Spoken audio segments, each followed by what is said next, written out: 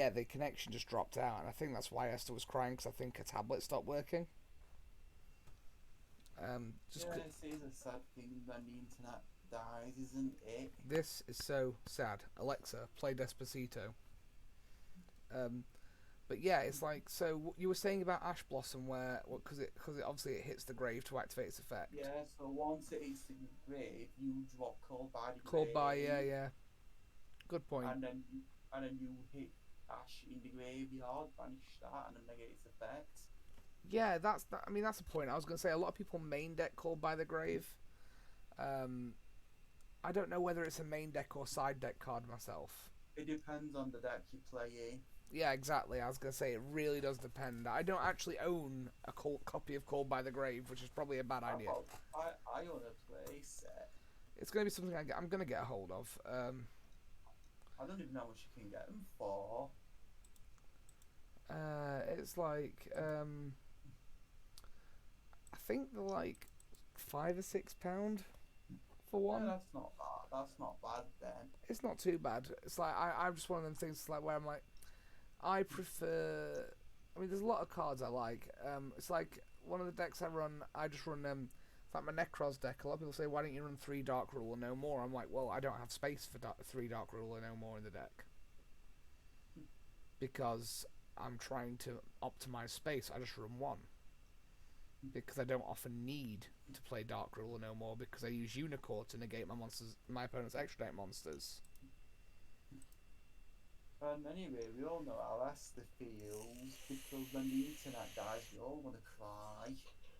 I mean, I just want to. I mean, I'll level with you, man. It's like I don't know. I don't know. It's like Esther. I admire Esther's ability to cry because I just tend to. It's like how do you know when it's appropriate to cry or not? It's like I don't know. When the internet dies out, that's when you want to cry. Unless it's true. Oh my god, hang on. Have we got memes? Still, Roger Roger was the last one that Klepto sent us. Oh, there's one meme channel which he posted on the 28th. Let's. We took the wrong road. And then in the deck builds or the 3 decks I posted. Oh yeah, I can see those. Yeah, so that's not too dissimilar from mine. The Monarchs. Yeah, that's how I run it. So the joy with decks is that it's okay to run different variations. You know, there's people who go, "Oh, you're doing it wrong because you don't play this." It's like, well, not necessarily. It's like I'm not doing it wrong. I'm just playing it how I want to play it. It's like that's my argument. What if the optimal build that people tend to run on the internet or tend to run at tournaments doesn't suit your playstyle? Yeah, Because then it's never going to work. Which means, yeah, it might be the most optimal in terms of competitive play, but if it's not how you run the deck, then you're going to struggle with it every time yeah, because it doesn't come naturally to you to play that deck that way. Which yeah. And that build usually drops first turn vanities. first turn vanities, it's always a good shout if you can. First turn vanities is always fun. Especially if you have March of the Monarchs as well in your outfit and you start in hand. See Top first it up. see first turn vanities is quite fun because then people just go, why why are you doing this? Because I'm playing Monarchs. I like it. And it's like one thing through playtesting the Nordic build that I was playtesting. Um, when I realised how many ways I'd got to turn one Odin, I was like, this could actually do some like this could do some fun things. You could do some damage with this deck. You know what I mean? It's like, especially if in the early game you're dropping a 4,000 beat stick that's immune to spell and traps when you declare its effect in your standby phase. Yeah. You're you're pretty good at that point. Yeah, so the build you saw, what I put up is essentially the Mega Monarch build. Oh yeah, yeah. It's Which like you've got a nine, so you've got nine to right of Mega Monarchs, and you've got Return of the Monarchs and Searching. one things that people always see when I build decks is that I never follow a cookie cutter build. Yeah. It's like I'll always put my play how like okay, well, that's the deck, that's the optimal build, but here's how I would like to play the deck. You know? This is what I came up with when I was playing him. Yeah, it's like with Monarchs. Like I mean, it was that build that I run with the Monarchs is my variation of um kind of the most meta version of the deck, but it's also my own spin on it. Like there's things in there that I've put in there that others haven't, and there's things that I've taken out that some people run. You know what I mean? Yeah, mine is just mine's not the meta build. Mine's just I want to bully you. I just want to bully you all day, bully you all day long. It's like, Build. and it's like this is what I mean. This is what I like about Monarchs. It is just basically bullying. Um, and but it's like on top of that as well. Have you seen the new Sacred Beast structure deck? Separate beast structure deck. I've seen some of the cards from it. Because there's a pretty decent build coming out around that, which I'm definitely going to give it a try. Especially because you can pick up 3 structure decks for under 30 quid. You know, you could probably play that on EDO right now, right? Yeah, you probably could. Yeah, you're right. And I haven't play tested it yet, so I don't know whether I'm definitely going to build it. But it looks in theory, it looks okay. I've got EDO up right now. I can check for you. I'm pretty sure they will be on there. So you've got all the it'll have all the support cards because they've already been announced and they already exist. But it's not. I think it comes out at the end of this month. The structure deck. I'm looking for. I could try and go to the sneak peek for it. If we're allowed. If you're allowed, yeah. You have to check up on. You have to check up your gym and you have to check the gym and that. Yeah, because I don't know. Well, I mean, I know they're open, but I don't know how their social distancing is at the minute. What's the deck called again? What's Sacred Beast. Called again? Sacred Beast. If you search up Sacred Beast, it should probably come up with all the support cards as well. It's pretty interesting. I mean, the fact they've given Raviel a new form as well. Yeah, Raviel, Lord of Phantasms. He's got a new version of himself, which works really nicely. And I hope that means that they're going to see some more sort of play, because I like the Sacred Beasts. I think they're cool. Well, that's Sacred Beast Awakening. Yeah, there's some really good support cards.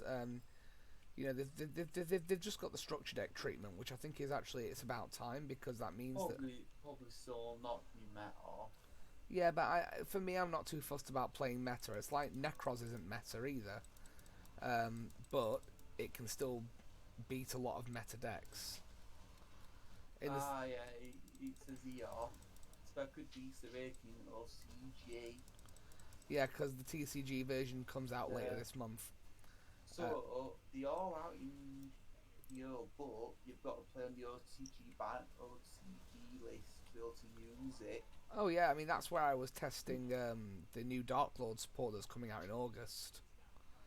And I'm definitely gonna run it because their Dark Lord fusion boss monster is ridiculous. I don't know what they're gonna call it in English, because obviously Dark Lord, because in Japanese it's their fusion monster is called Lucifer, Dark Lord of the Morning Star. Oh, you'll have to censor that over the because Morning Star was called Dark Lord Lucifer. Yeah. In Japanese, so they can't call it Morning Star, the Dark Lord of the Morning Star. That would be stupid. I suppose they could call it like Ascended Dark Lord Morning Star or something, you know. Don't call it something stupid. Yeah, it's like how that card in the Legendary Duelist thing that came out is called Curse of Dragon, the Cursed Dragon. Yeah. They're not going to call it Dark Lord Morning Star of the Morning Star, because that's That's silly. It'll have a different name, but they could. I suppose they could call it Dark Lord of the Morning Star, and that would work. Instead of Dark Lord Morning Star, it's Dark Lord of the Morning Star.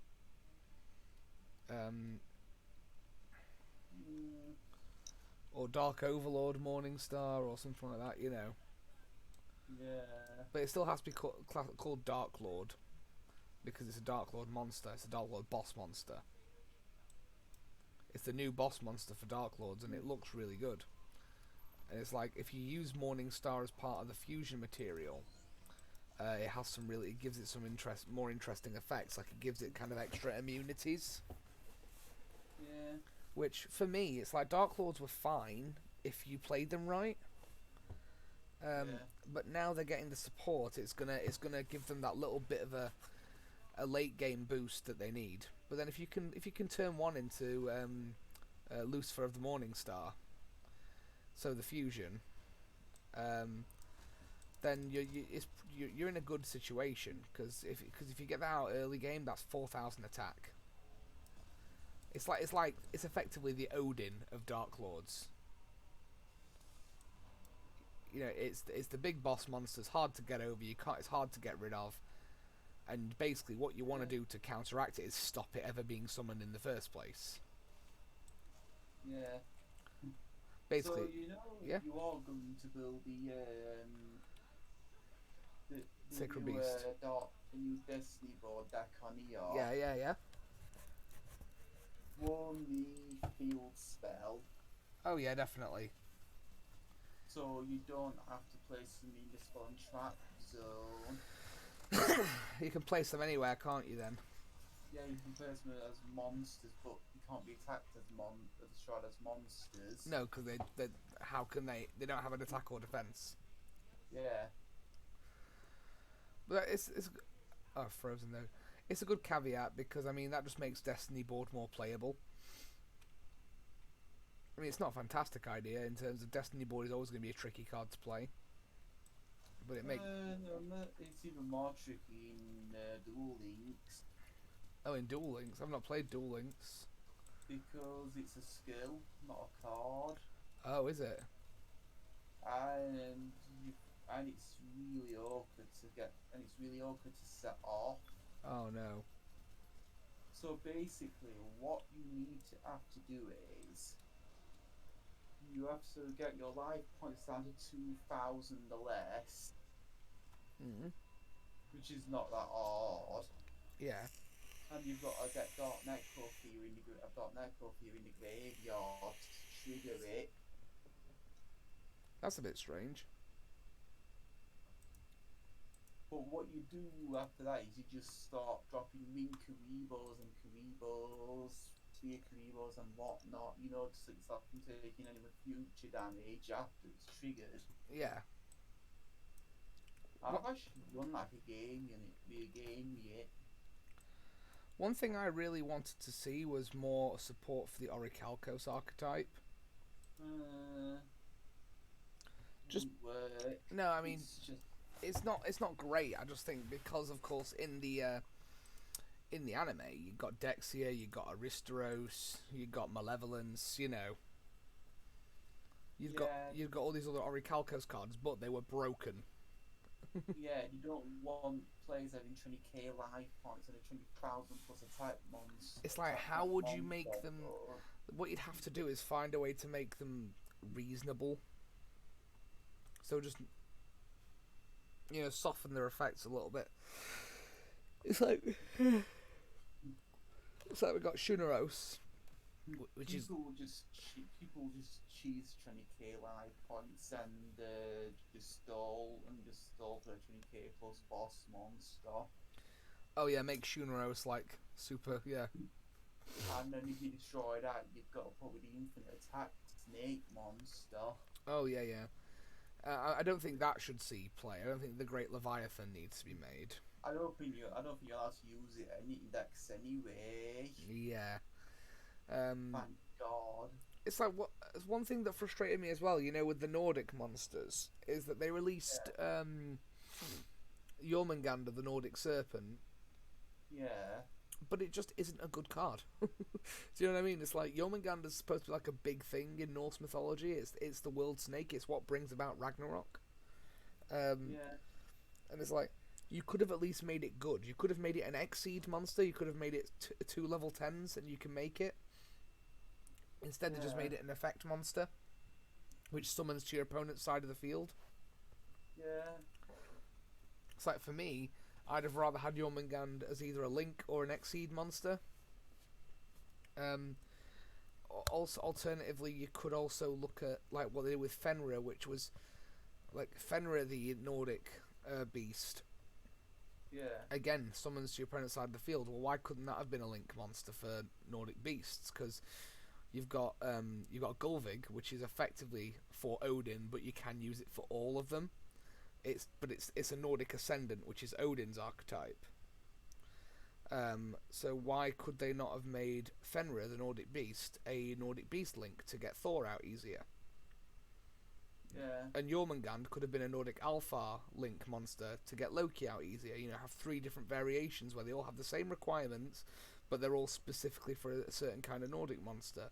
And you could have had a lot more variations of that same deck then, because then you've got people who would probably just build the Nordic Beast or the Nordic Alpha decks. You know what I mean?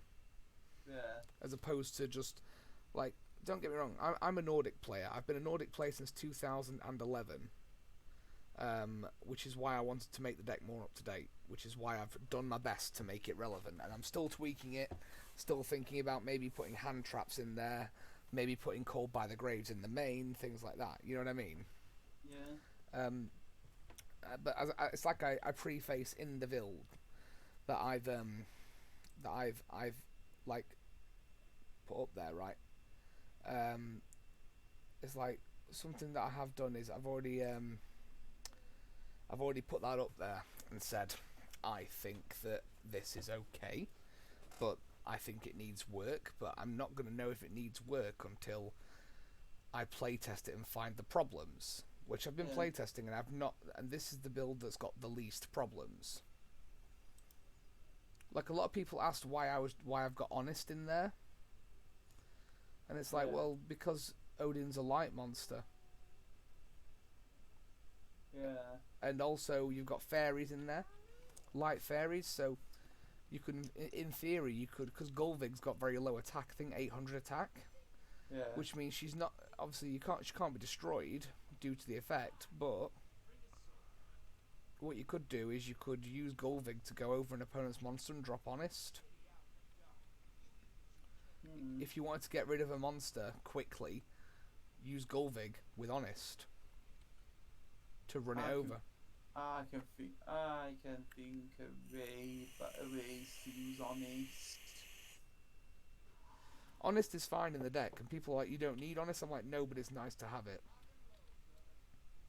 Because you run a lot of light monsters. Valkyrie is a light monster, Odin's a light monster, Gulvig's a light monster. One of those will always be on the field if you have your way, right? So drawing Honest is never a bad option, because then that means you can turn one of your little monsters into a wrecking ball just for one turn. You can like put Gulvig over like a really annoying monster that you've not been able to go over with Odin, for example, or if you've not gone into Odin yet and you want to clear the field because you've got a monster on the field that's going to negate the summon or something, or negate the effect of Odin, or it's going to be a problem. You can use Gulvig, provided it's already out, drop the Honest, swing over it, and then go into your Odin play. You could. It's like there's plenty of reasons to run. I only run one Honest. It's just there because it's nice to have, and if something does. So, for example, if you were up against like Manju, Gren Manju deck. And you've got Odin out, but then they bring out like a 12k Gren Manju, we'll just drop Honest.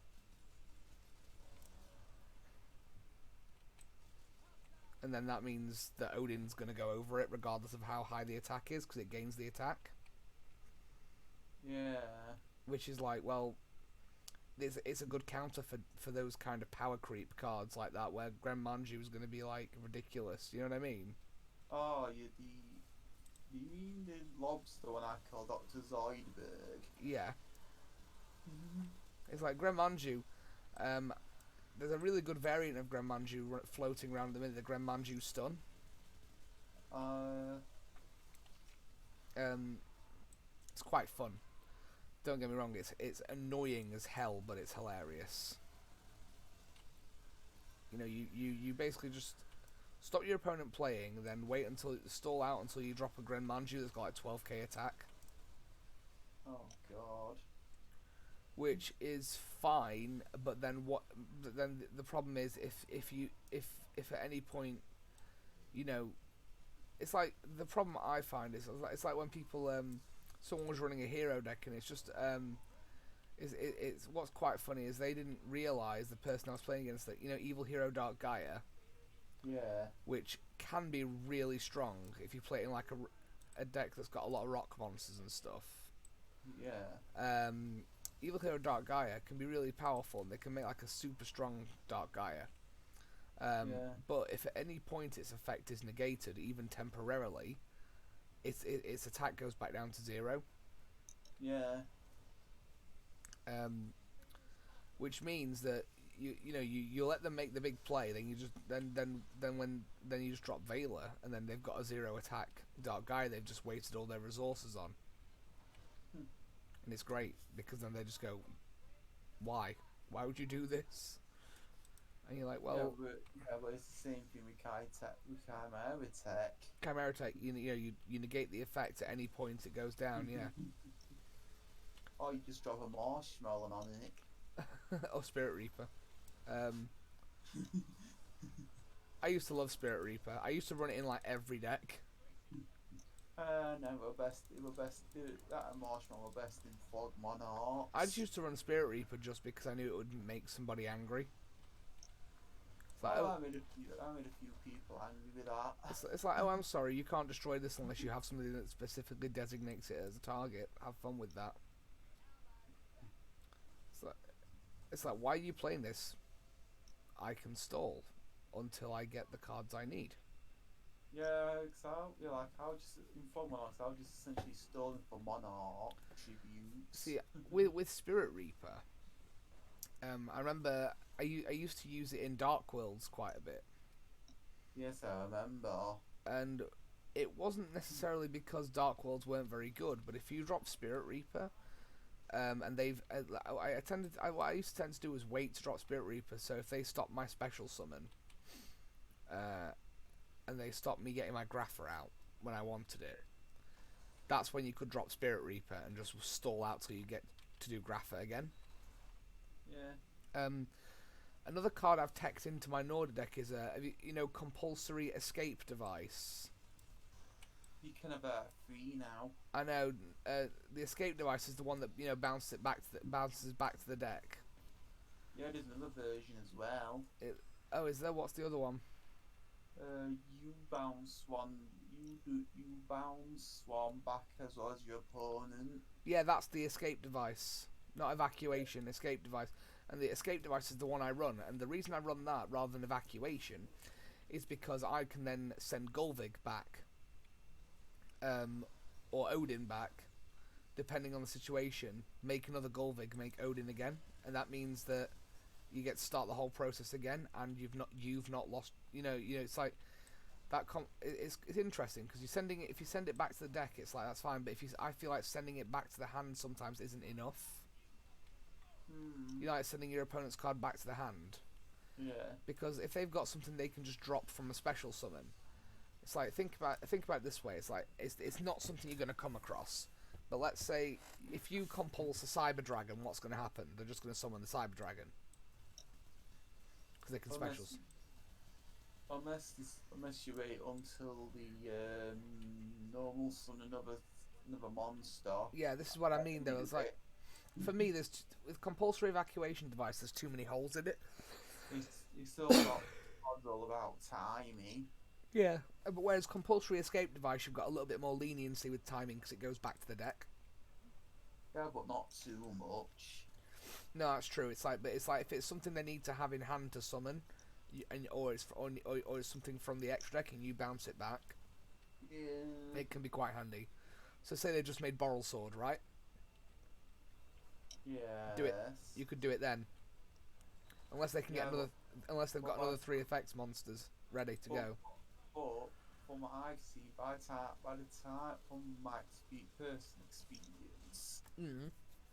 by the time someone's got Bull Sword out, they've already got 3 negates that they're ready for when they have it out. Which is a good point. Yeah, it's like, as I say, it's situational. It's situational. It's going to be when you think, okay, so I need to get that thing away, whatever it is, that needs to be gone now. I don't want to destroy it. I don't want them to have it in their hand. I can send it back to the deck if they don't negate this, you know? Which you know they will. Which, yeah, that's what I mean. It's like you wouldn't use. It's not something I use every game. It's just sometimes good to sit on because you can surprise your opponent with it sometimes. Yeah. You go, oh, compulsory get that. Okay. You know, you've baited out their other negates with other stuff. It's like there's a card called Solemn Authority, which is not used much. Oh, that card. But Solemn Authority is where you target an ACM monster and it just gives it immunity, basically. Yeah. And I run 2 of that in the deck because it's a support card and it just basically grants immunity. Because where Odin has to declare his effect, you know, during your turn to be immune, Yeah. if you have Solemn Authority, you don't have to declare it, it's just permanent. Which means that, and also you can declare Solemn Authority on any ACM monster, so that's any of the Synchros. Which, again, it's like, if they don't have that immunity built in, so Thor doesn't, that negates monster effects, and Loki doesn't, and that's a case of a trap, it's like, you know, it's negating a trap card, or spell card. Yeah. So you can, sometimes it's just, I use Authority just because it's extra protection for your monster. If you're pushing for game, Yeah. and you think, okay, so unless they've gotten out for Odin in this turn, I'm gonna win, and you've got a Solemn Authority set, if you activate it, then that just gives you that extra reassurance that they can't get rid of your Odin that turn. Yeah. So when you're pushing for game, you're like, right, well, at this point, I've basically got a walking negate on Odin anyway. But that said, because he can't be affected, but then that said, I'm also preventing them from attempting it before I've declared it. Because if I activate that during my opponent's turn, that means by the time my next standby phase comes around, they don't have time to do anything before that kicks in. Yeah. And it's just one of them things. If I activate that during my opponent's standby phase, unless they destroy it, or negate the trap, that means that they couldn't, for example, if they Dark Rule or No More it, they can't because of the effect of Solemn Authority. Yeah. Or if they wanted to, what's that other one that's like? Is it Lightning Vortex? It's Lightning Vortex, Dark Hole, Raigeki. Again, it stops you getting Raigeki'd basically with your Odin, because you know in your opponent's turn they can destroy it. But if you use Solemn Authority, they have to get rid of Solemn Authority before they can destroy it. And if you've got Solemn Authority and Gulvig and Odin is and Gulvig is pointing to Odin, your opponent isn't getting rid of Odin. It's like unless they negate Gulvig, then negate Odin, then negate Solemn Authority. It's like they're gonna have to waste a lot of negates, and then what you do is if you survive till the turn after that, you just go into a Gulvig again, make another Odin. It's still immune because of the Gulvig. Yeah. Which is why it's a trolley deck. Because if they don't stop you making that play, or they don't catch on to what you're doing early enough, then they've got to deal with Odin, or Thor in some cases where Thor's more optimal. So if you've got problematic monsters on the field where monster effects are going to be causing you problems, then you go into Thor to negate monster effects. Yeah. Problem is though, everyone knows Nordics way too much, so once you see your first monster eat the board, That's true. It's like, but then it's like there's a lot of that with other decks. It's like, for example, when someone summons a Farther, Burning Abyss. Yeah, You but know. you can't really stop that because that just still goes into the plays anyway, even if you do stop it. Oh no, it's true, but it's like, but you know what you're dealing with as soon as it hits the board. Yeah, you just I lose. Burning Abyss. It's like I've still got my whole Burning Abyss deck. I've just not really played it in the current meta. Oh, it's not relevant. I know it's like it's still one of those decks that people say that you get them running around occasionally, but you know it just depends. Like at the moment, I don't think Burning Abyss are doing enough for me to deck it out with like new spells and stuff at the minute. Do you know what I mean? Like there's not enough happening with Burning Abyss for me to justify putting any money into it. Yeah, there's not much happening with Burning Abyss because everything what was happening with Burning Abyss has already happened. It's true, but they did get Cherubini as well, the Link monster. Mm. But people, it's like there's a guy I watched called what's his it's Simo. He's called on YouTube. Simo. Oh, I know. Yeah, I've seen his videos. And he was talking about how, in terms of budget in the current format, Burning Abyss isn't actually doing that bad. Like, you know, in terms of what's seeing play and what he's witnessed with Burning Abyss is like, if you play it right, Burning Abyss is still very, very good. If you play it right, yeah. Yeah, if you don't just misplay every step. Like, I've seen some terrible Burning Abyss players. I've only seen good ones. I've seen some terrible ones. Like, you know, somebody who's obviously just built the deck, didn't really know what they were doing, you know. The only time I've seen bad ones is when you were a child. It's like, I remember this one person I sometimes used to come up against at Patriots. Can't remember his name, but he had this pendulum deck. It was quite young, but he just played it so wrong. I think. Like, just misstepped every time, and I felt bad when I won. You were playing a pendulum deck. You would only feel sorry for him. It's like, oh, there was one guy who was trying to play. Do you know when there was the whole? We're talking a long time ago now, so it might be testing your memory. But you know, Gear Geigen X decks. I remember them. Somebody who built one, and just didn't play it right at all. I think I kicked his ass. I was just sat there thinking, why are you playing this deck if you don't know how to play it? And there was somebody who used to play Six Samurai, but they'd always just do it wrong. Like, it's like there was one really. I remember there was one really good Six Sam player at Patriots. Yes, there was. I played against him a lot. And there was one guy who played Six Sam, and he played it awful. And it was like, and it was like an easy win because he wasn't playing defensively enough. Yeah. And so he wasn't setting up for, well, what if they negate this card? What if they stop this attack? What if they stop me doing this? Maybe that weren't his focus. It's true, but it happens so often. It's like people who say all you have to do is stop him making a move, and basically he's lost because he hasn't prepared. It's like when Sarah tried to. It's like every time Sarah tried to play Exodia against my Monarch, my Mega Monarch deck. Oh yeah, she had because she used to play. It was like an Exodia stun deck or stall deck or something. She used to play some Exodia stall. I just kept dropping Festless and Mega on her and just taking one piece of Exodia off her every duel. And she's just like there screaming away. Screaming? Because I'm just bullying Exodia with Monarchs. What, was she actually screaming at you? Neither know.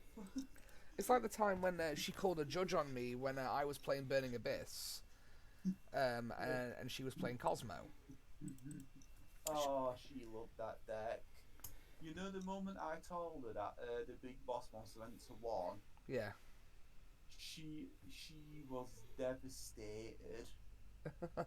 Because she only just got a play set, you know, the boss monster. Oh, the Dark Destroyer, was it? something like that. Yeah. She just got to finish getting a play set it finally. I'm just like, Sarah, you do know that monster just went to one, right? And she's like, what? I remember one time, it's like I got a judge called on me by her Oh because yeah. I negated something. I think it was something to do with Dark. I negated a play. I chained something which negated a monster, which meant she couldn't then combo off later. And because and she was like, "You can't chain that." I'm like, "Yeah, I can." So what you're talking about didn't just happen to you. She did it to me a lot. Yeah, she'd be like, "You can't do that." I'm like, "Well, you can't resolve that effect because I've already negated this monster's effect." She did it to me a lot.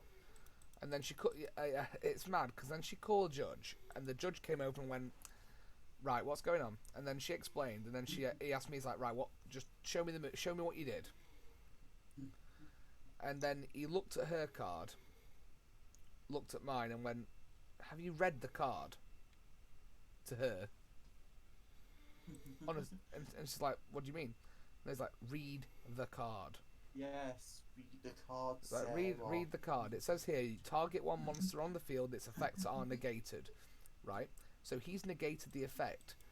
You have gone to activate said effect. He has chained his monster, which negates said effect. Yes, it does. Which means when the chain resolves, you don't get your on play effect because he negated it in the chain before this. Which means because his effect goes off first, which is that it's being negated, it means that you don't get to get your special summon or whatever it was. You don't get. And she was like, "Well, that's not fair." It's like, I was like, "What do you?" I think I just went, "What do you?" Pardon my language. I was like, "What the fuck do you mean it's not fair?" And then that's when she starts throwing a tantrum because she's just found out she's wrong. Found out she's wrong, and then she's lost. Yeah, and then so she starts throwing a tantrum. Yeah, and it's she did it with me all the time. Best bit was next turn after that was because she was obviously having a tantrum, so she's just like, "All right, well, you're like pass, sort of pass turn, you know." So then I just went from whatever it is. I sort of basically went from like double Dante. I went into Beatrice, then I went into the fusion monster, and then I made something else, and then I was like, okay, so GG. I always call that monster Beat Rice. See, my daughter's called Beatrice. Beat Rice, and Chloe tells me off every time I call her Beat Rice. Because Esther, I call Esther, I just call Esther Easter, and I call Beatrice Beat Rice. And she's like, "Will you stop making fun of your daughter's names?" I'm like, "No." It's like, if I don't pick on them, who is going to? She's like, "That's mean." I'm like, I just go, cruelty's a matter of perspective. But it's like, no, it's one of those things where I think I'm trying to think what it was that was preventing, and I'm 90% sure that it was something to do with the play. It was something to do with Beatrice. Yeah. Anyway, just quickly grab a drink. No worries, man. I'm gonna end the stream in a few minutes anyway, so in a few minutes, but not now. Yeah. Well, I mean, we could probably see if we can, talk about the CDO Pro business.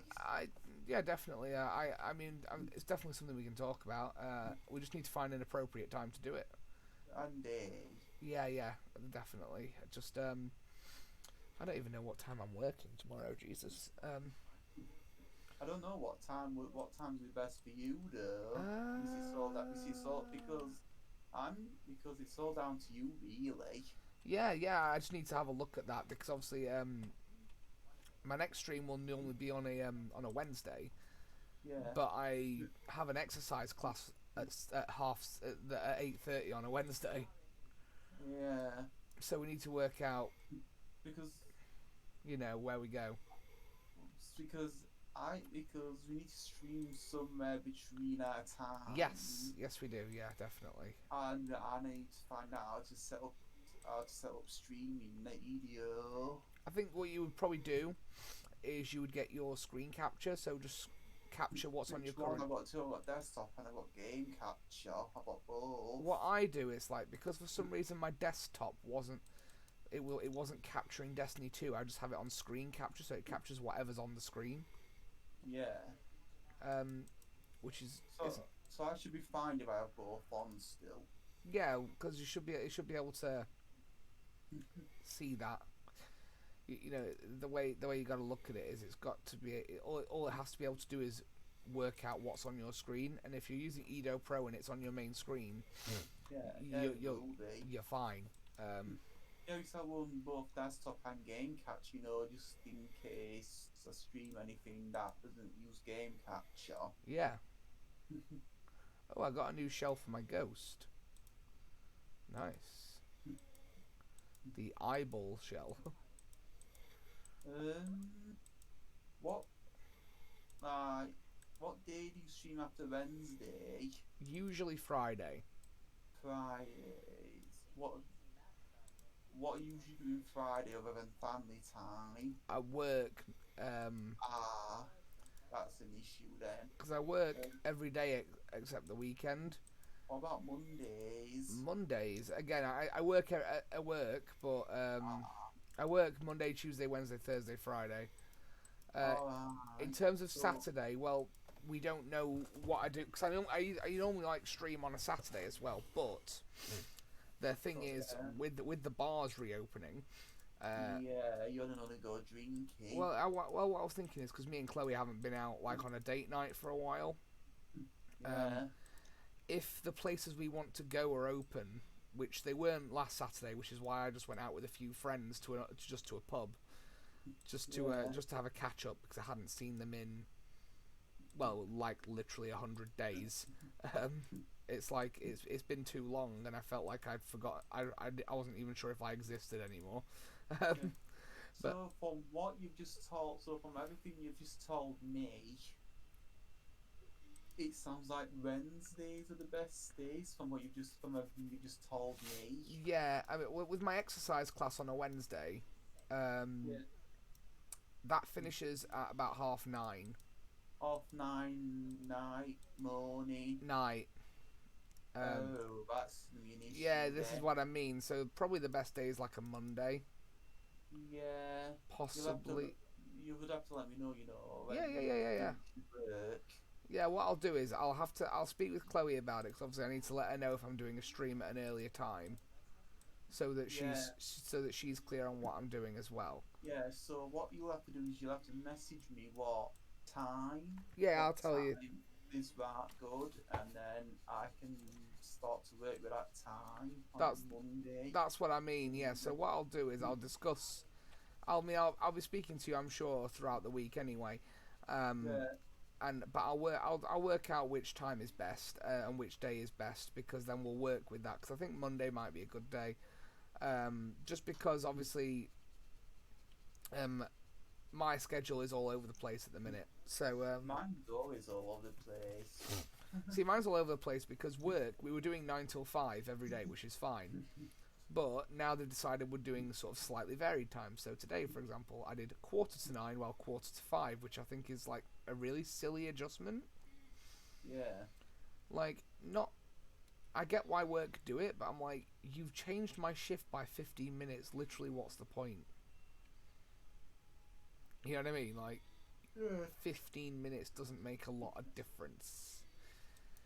And this is the thing. It's like I've got to work around their decisions, because they can change my shifts week on week. But don't worry, we'll work it out. It's not an issue. We'll sort it out. Just like DM me on Discord all the details. That's what I'll do. I'll drop you a message when I know for certain which day is going to be the best. Okay. And time.